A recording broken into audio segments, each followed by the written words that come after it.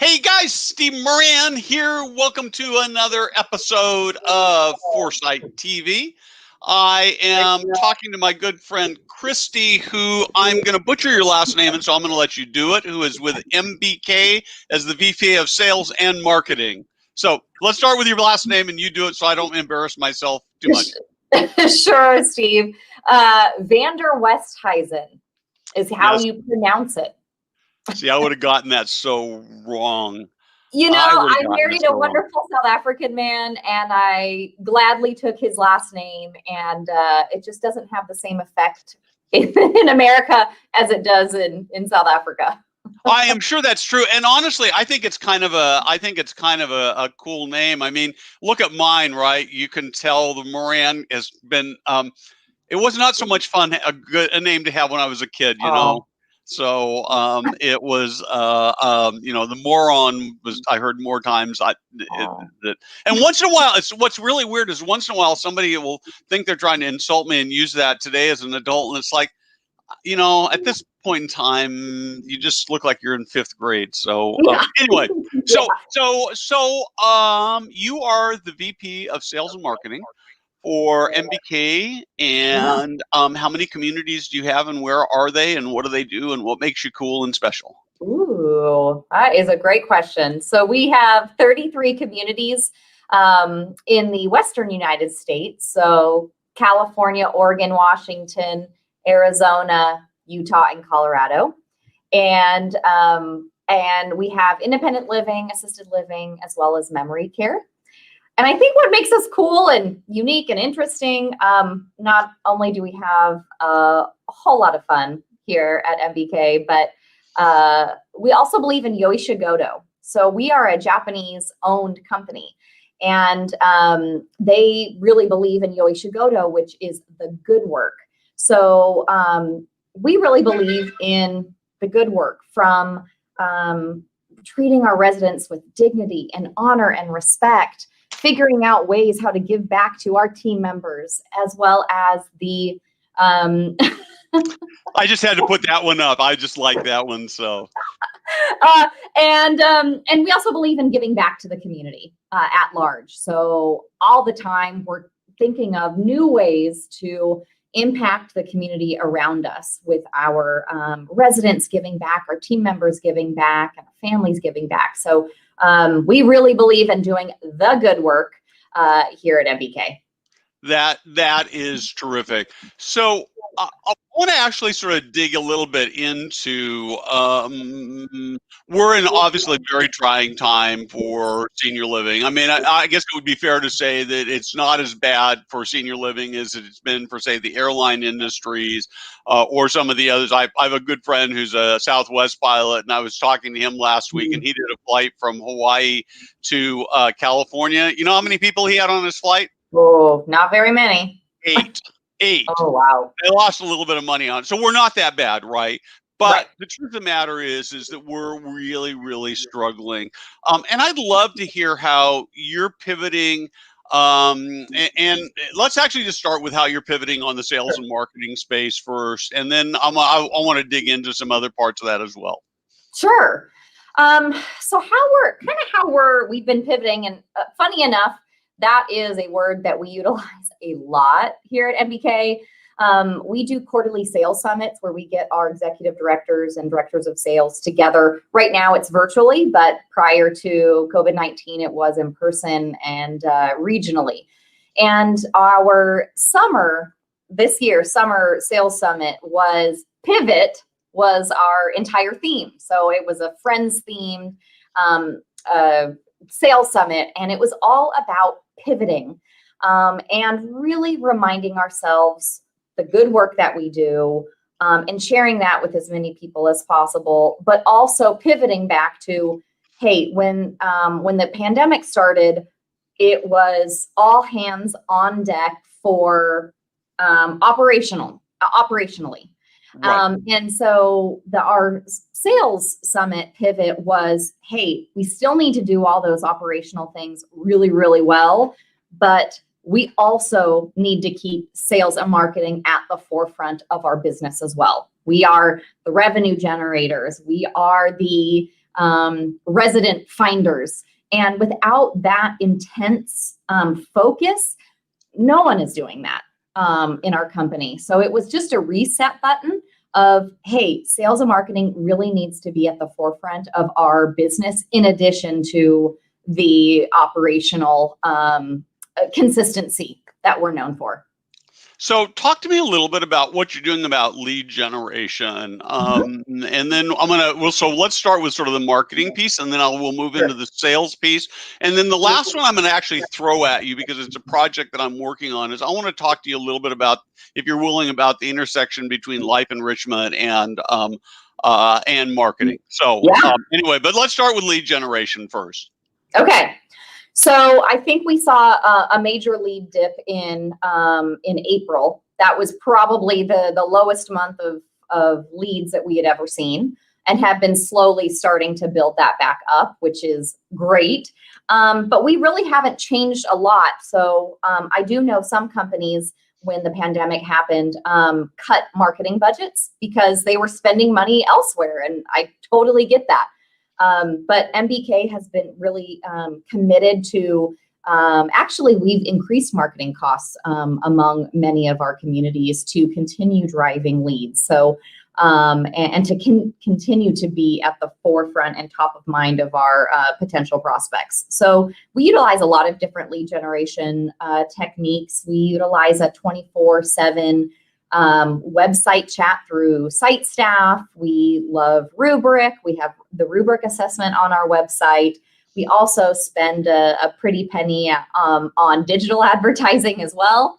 And we're also kind of keeping our eyes and ears open for additional opportunities to continue to drive those leads. But I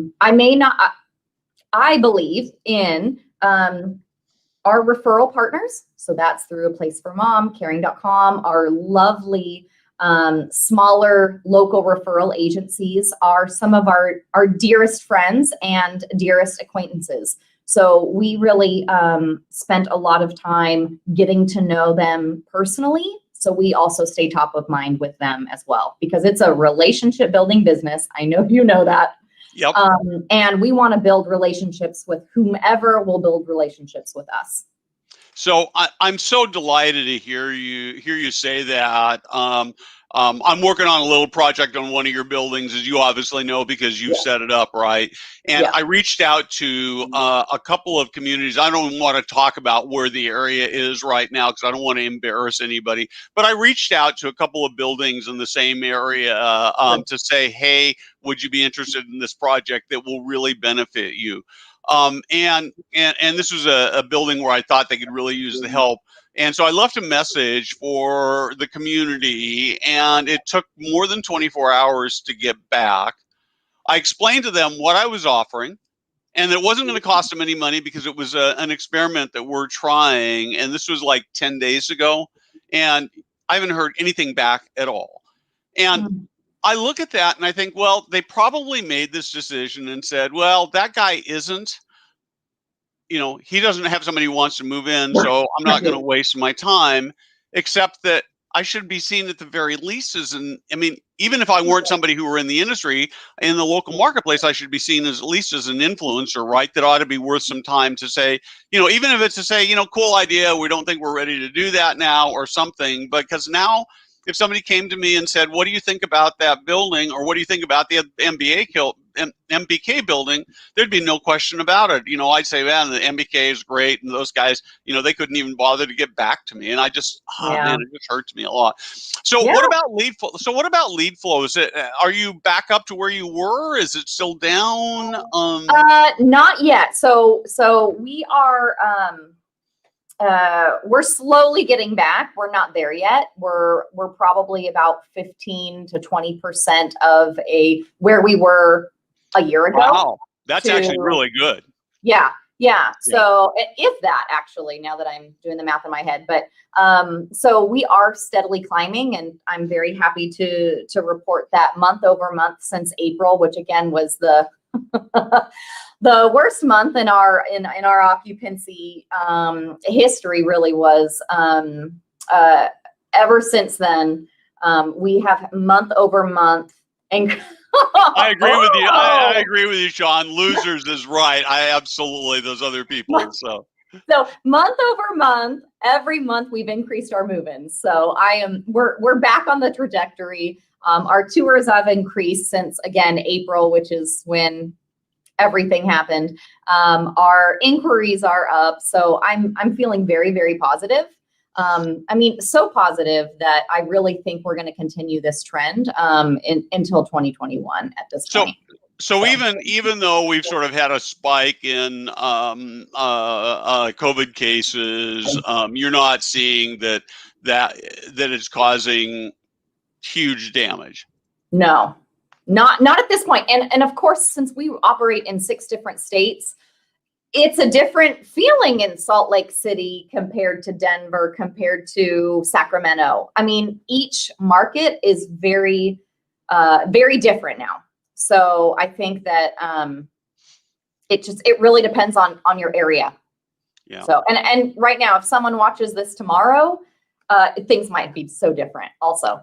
Well, sure, and we could get here in the Sacramento where I live, we've gone to a higher level of caution, and so a lot of people who are readers and watchers know I teach a bunch of 5th and 6th grade kids at church every weekend, and we've been doing it in person for about 4 weeks, and it's been so much fun. And now I got to go back to virtual, and so some of that stuff is completely out of our control, right? So let's actually shift. And Sarah, I want to acknowledge what you said here is that there's such a large circle of influencers that you don't know. I love this. I received leads standing in the school years dropping off my kids. I mean, you have to assume it's one of the things that just drives me crazy, because you have to assume that everybody has the potential to drive your business. Yeah. And even as a blog site, I assume that. And I will tell you, if I had some big positive surprises by doing that. So I really like that.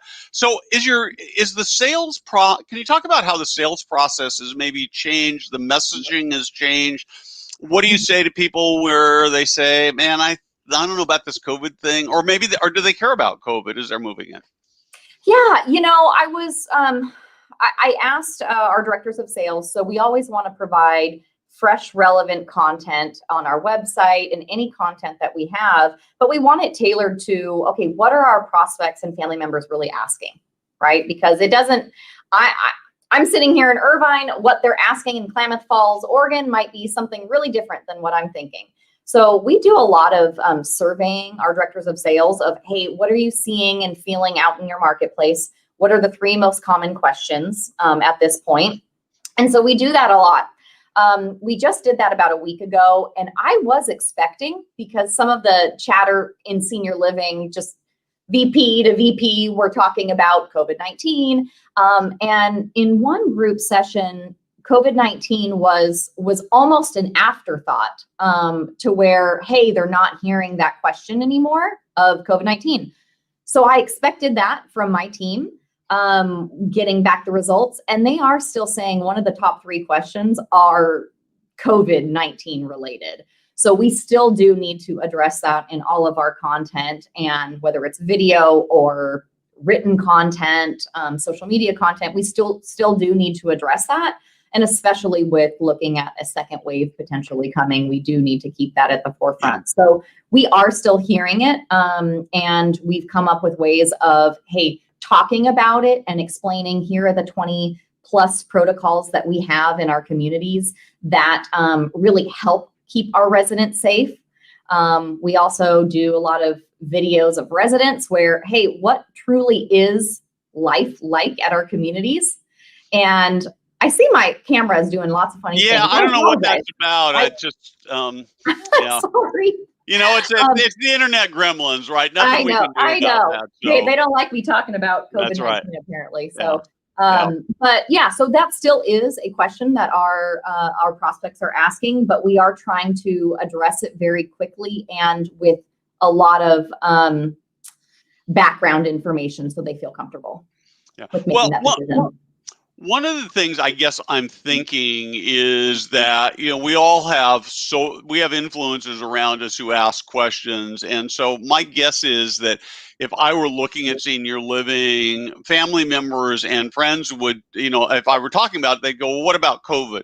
And so what ends up happening is they have to ask. But Mhm. I guess I kind of think that if somebody has taken the steps to inquire about senior living, they probably really need it. They need it Yeah. now, and that they're going to assume that maybe there are other places that are not safe, but if you're open for business, you're safe.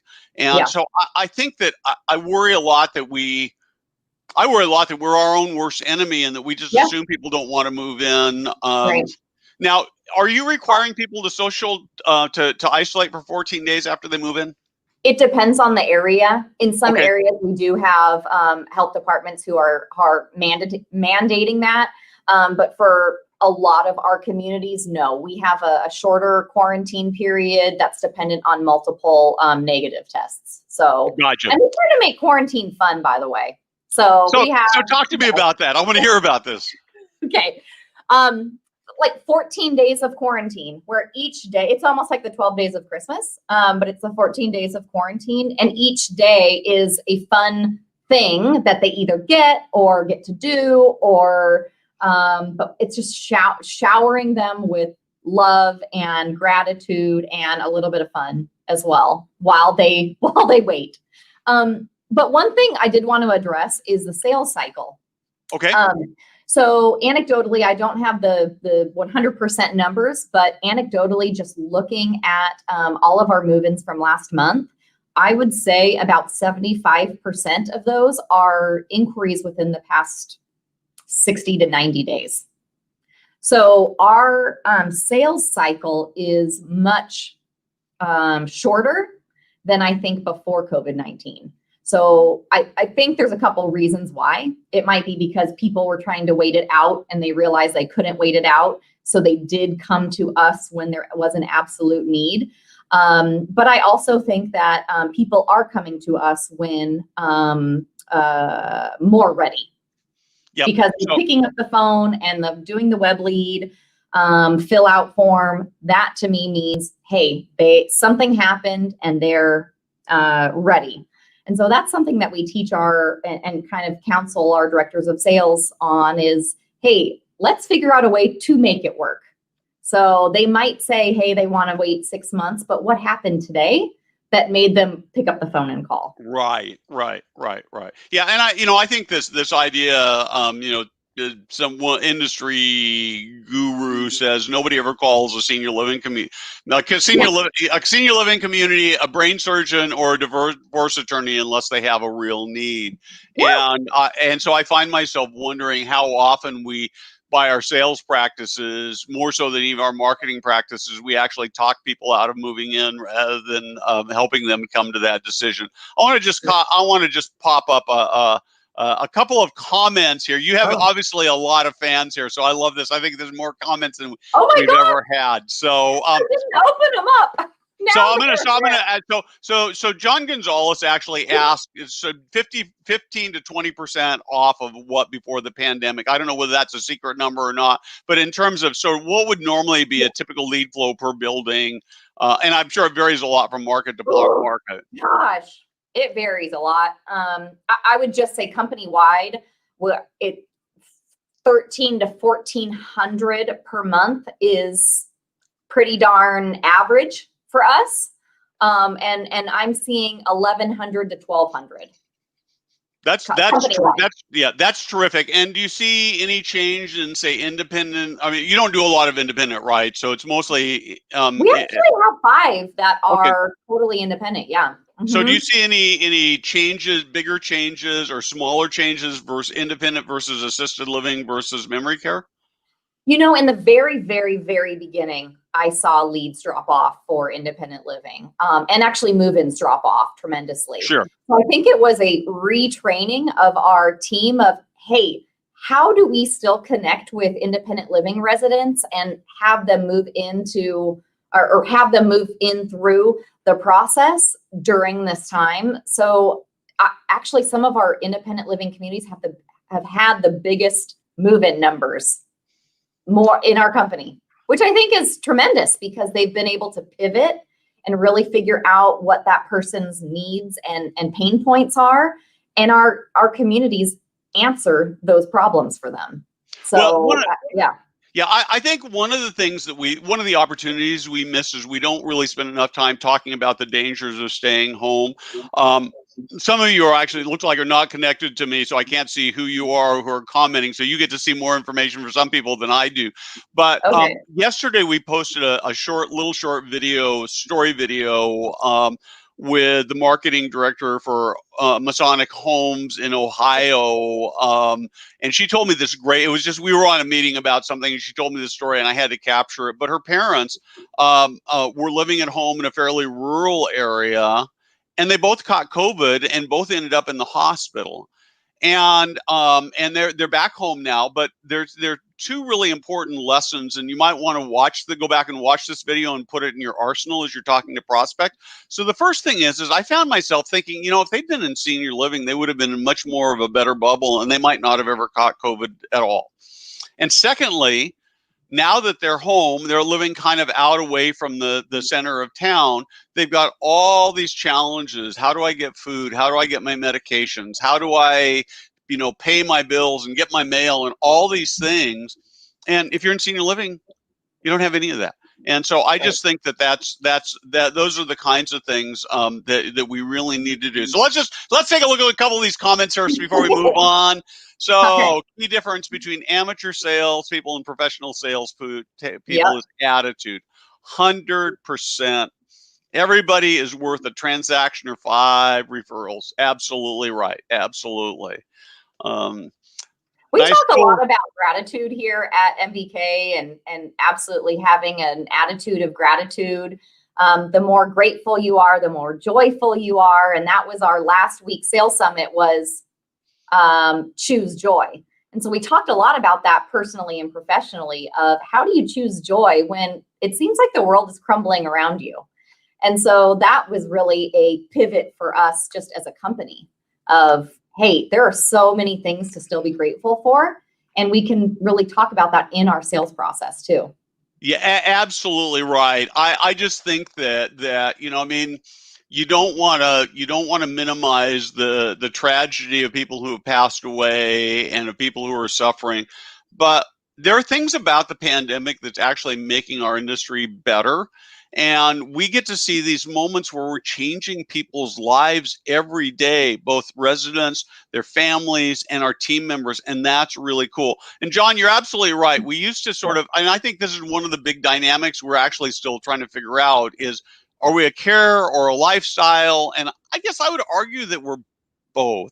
So, that's an important thing. Freaking awesome. That's for you, I'm sure. And good stuff. Think about benefits of being census driven. Choose joy. Look, man, you got so many fans. This is really cool. I'm like completely impressed. Okay, so I want to one of the things that we're planning, and so I'm going to sort of pick on you or get some wisdom from you here, is that we think that as underappreciated as salespeople are in senior living, there's one group that is as valuable and is less appreciated, and that's the life enrichment folks. Mm-hmm. And so we are actually planning a virtual summit for life enrichment people. And one of the areas that we really think is important to talk about, one of the areas that we're going to do at least one session and maybe more on, is the intersection between marketing, really sales and marketing, and life enrichment. And so sort of putting you on the spot. Do you have any thoughts about that? It's totally needed. So I think there's a giant correlation with resident satisfaction and occupancy. There is a giant correlation.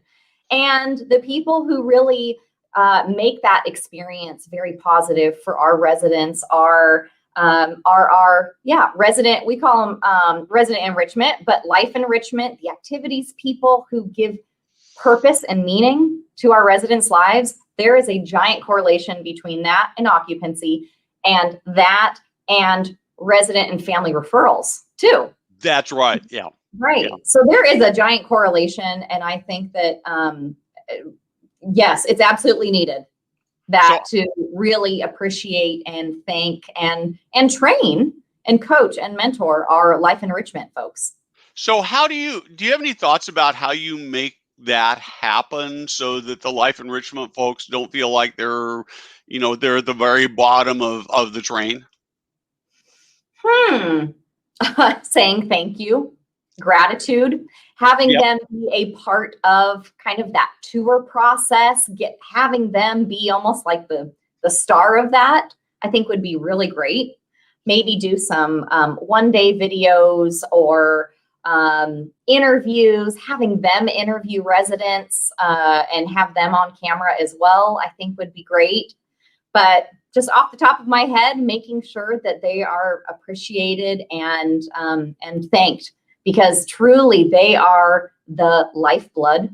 In addition to our caregivers and our dining staff, they are the lifeblood of our communities. You bet. You bet. So I come to you. I'm a salesperson. Okay. Yeah. I'm not in your organization.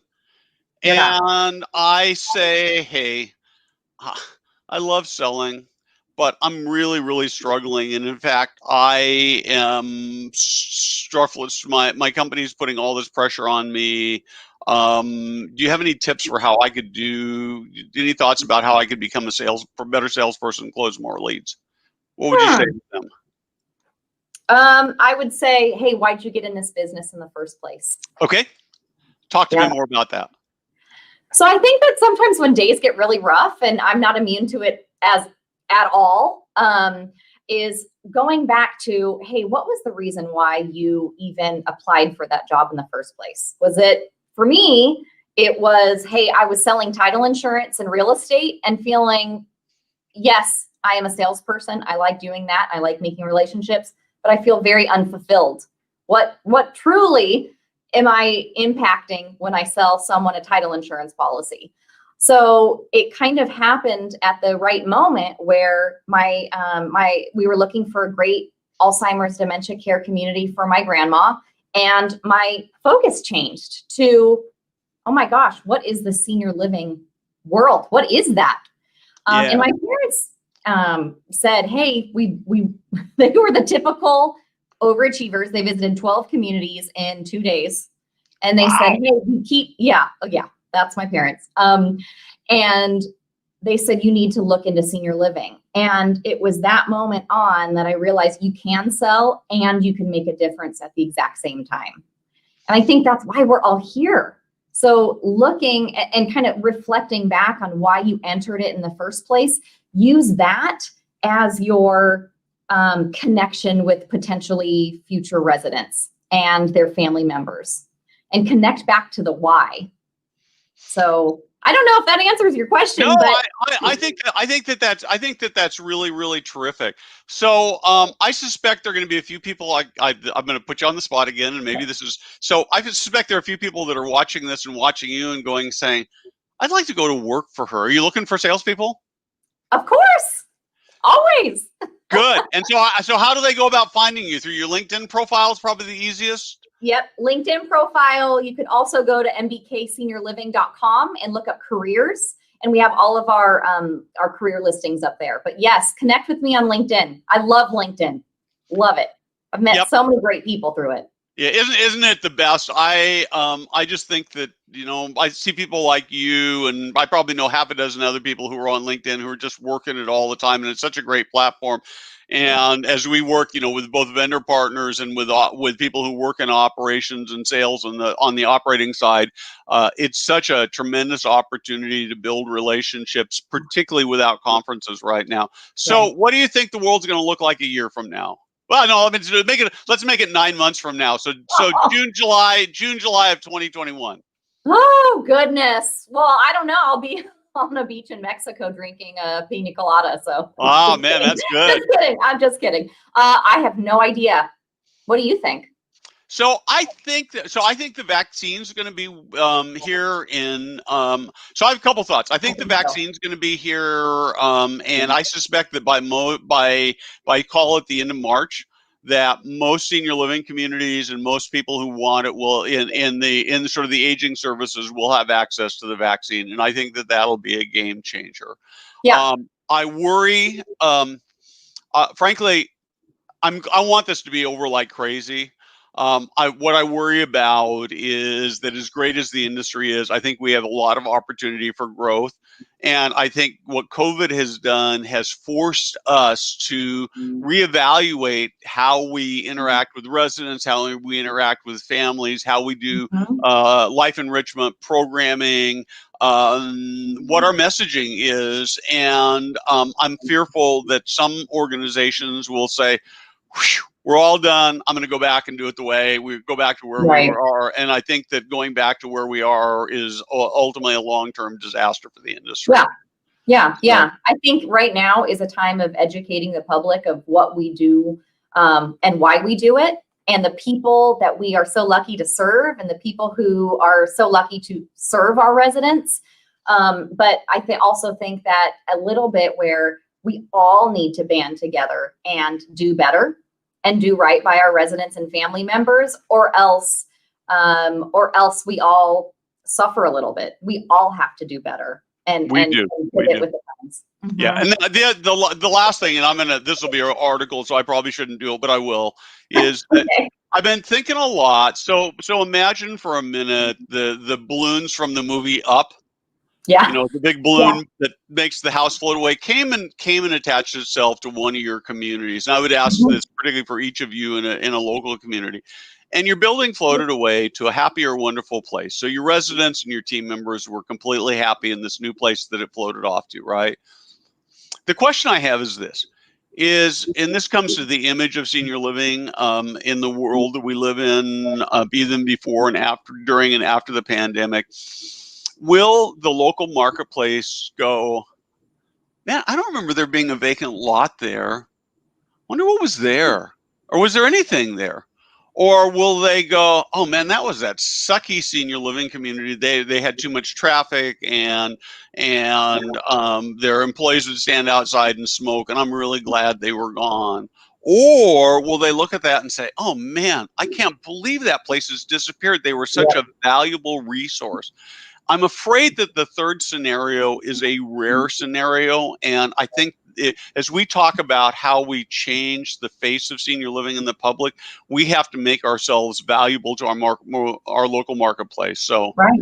I would like to say that we're the third option. I would like to say that people would miss us if we were gone, and people would say, again, with the Always Should Go to an MBK, we truly give back to the community at large. So I would hope that the public would say, hey, where's that place that gave blankets to, again, like, where are those people who knitted hats for soldiers overseas? Where are those wonderful people?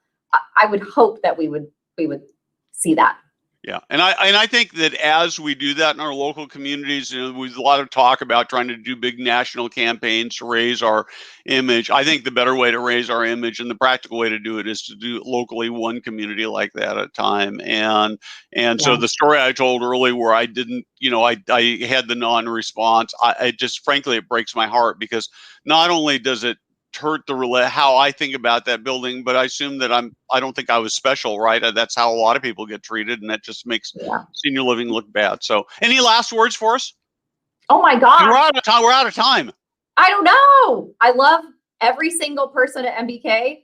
They are my people. I don't know. I have a lot of gratitude and a lot of love for people here and people in the industry, actually, because we truly do heart work. Cool.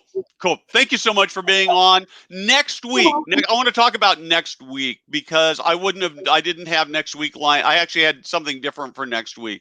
But yesterday, article published that in Senior Housing News that it wasn't their editorial, it was an anonymous source, basically took apart the REITs and said the REITs are causing huge damage. That's not been my experience. I've watched the REITs, so I think they did well, so I've written a response to that.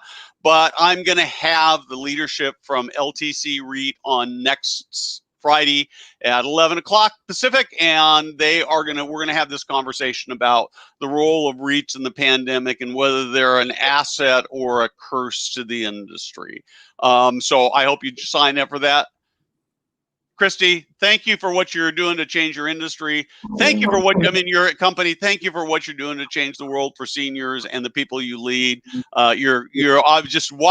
I didn't already know it, which I did, but just watching the comments here, I can just see you're an amazing leader, and there's nothing better than that. So thank you all for watching. Come back next week. Thanks for the comments. It makes it a lot more fun. And have a great weekend. Thanks, Steve. Thanks, everyone.